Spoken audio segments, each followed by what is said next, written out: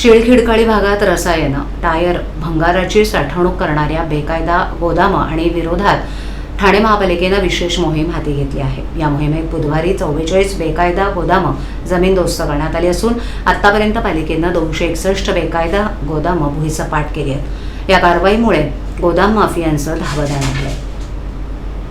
ठाणे महापालिकेच्या नुकत्याच झालेल्या सर्वसाधारण सभेत शिळखिडकाळी भागातील बेकायदा गोदामांचा मुद्दा गाजला होता।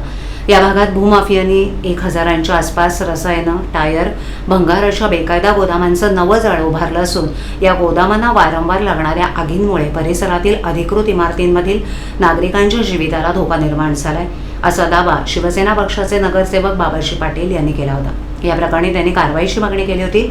शासकीय जागेवर उभारण्यात येत आलेल्या गोदामांच्या मुद्द्यावरून झालेल्या टीकेनंतर खडबडून जाग आलेल्या ठाणे महापालिकेच्या अतिक्रमण विभागानं विशेष मोहिमेअंतर्गत गोदामांचं सर्वेक्षण करून त्याचं बांधकाम पाडण्याचं काम सुरू केलं होतं। शिळखिडकाळी परिसरात भूमाफियांनी 830 बेकायदा गोदामं उभारली असल्याची बाब ठाणे महापालिकेनं केलेल्या सर्वेक्षणात उघडकीस आली असून यामध्ये रसायनं, टायर, भंगाराचा साठा ठेवलेली सुमारे 152 गोदामं पालिकेनं जमीनदोस्त केली आहेत। या मोहिमेत रसायनं, प्लास्टिक, ज्वलनशील पदार्थ तसंच भंगार साठवणूक करणारी गोदामं प्राधान्यानं तोडण्यात येत असून त्यानुसार ही गोदामं तोडण्यात आली आहेत। त्यानंतर 65 गोदामं तोडली होती।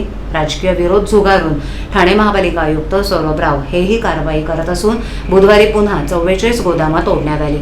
आतापर्यंत पालिकेनं 261 बेकायदा गोदामं भुईसपाट केली आहेत, अशी माहिती उपायुक्त दीपक झिंजाळ यांनी दिली। बेकायदा गोदामांवर यापुढेही कारवाई सुरूच राहणार असल्याचं पालिका प्रशासनाकडे यापूर्वी स्पष्ट केलं असून या कारवाईमुळे गोदाम माफियांचं धावदाण आणलंय।